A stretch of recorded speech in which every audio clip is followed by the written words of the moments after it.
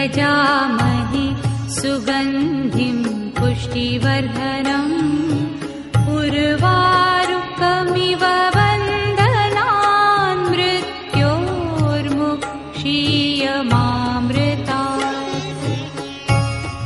ॐ त्र्यम्बकं यजामहे सुगन्धिं पुष्टिवर्धनम् उर्वारुकमिव वन्दनान् मृत्योर्मुक्षीयमामृतात्।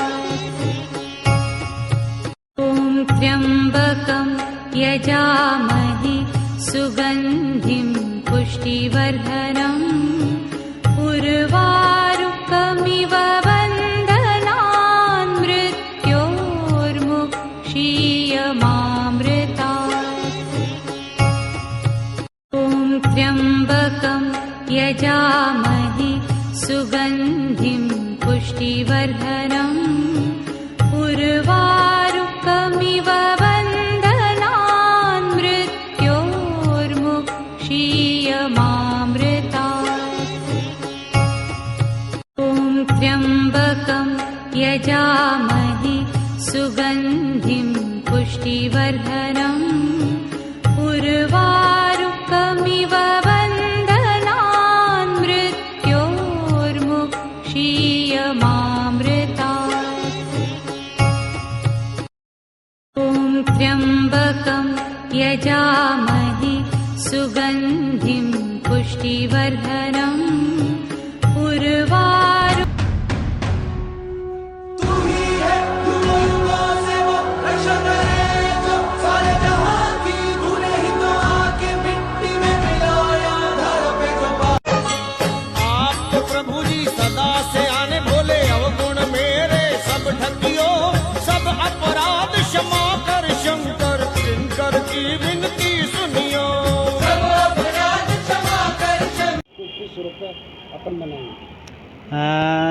इस बार शिवरात्रि पे 5 दिवसीय शिव विवाह महोत्सव का कार्यक्रम रखा है। हमेशा 5 दिवसीय शिव विवाह महोत्सव का कार्यक्रम रहता है मंदिर में। तो 23, 24, 25, 26 तारीख को और 27 तारीख को 5 दिन। 23 तारीख को गणेश जी की स्थापना करेंगे। 24 तारीख को माता जी का आह्वान किया जाएगा, माता जी की स्थापना करेंगे। 25 तारीख को भगवान का तिलक समारोह रहेगा, हल्दी मेहंदी भी रहेगी। और 26 तारीख को सवेरे 4 बजे भस्म आरती का कार्यक्रम रहेगा। साल भर में एक बार मंदिर में भस्म आरती की जाती है शिवरात्रि वाले दिन। और 27 तारीख को फिर भगवान का दूल्हे के रूप में श्रृंगार किया जाएगा। इसके लिए मंदिर पे खूब सारी तैयारियां की है। पूरे मंदिर को आकर्षक सजाया गया है और लाखों लोग आते हैं मंदिर पे शिवरात्रि वाले दिन। और सभी के लिए प्रसादी की व्यवस्था मंदिर प्रशासन द्वारा होती है। यहाँ पे सबसे बड़ी शिव तांडव आरती होती है, उसको लेकर क्या विषय चलेगा? हाँ, मंदिर की शिव तांडव आरती पूरे देश में प्रसिद्ध है और पंडित जी को अलग अलग जगह पुरस्कार भी मिले हैं इस तांडव आरती के लिए। पंडित जी एक पैर पे खड़े होकर लगभग 45 मिनट तक तांडव आरती करते हैं।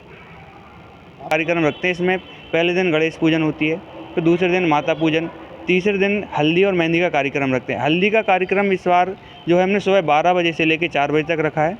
उसके बाद मेहंदी का कार्यक्रम 5 बजे से लेकर शाम 7 बजे तक रखा है। इसके बाद अगले दिन भगवान शंकर जी की सुबह 4 बजे भस्म आरती होगी। भस्म आरती के बाद भगवान के लिए लोग जो दर्शन करने आते हैं उनको जल चढ़ा सकते हैं, पूजन अर्चना सब कर सकते हैं। और शाम को भगवान का विवाह रखा गया है और बहुत सुंदर भव्य दूल्हे के रूप में यहाँ पर भगवान का श्रृंगार करा गया है।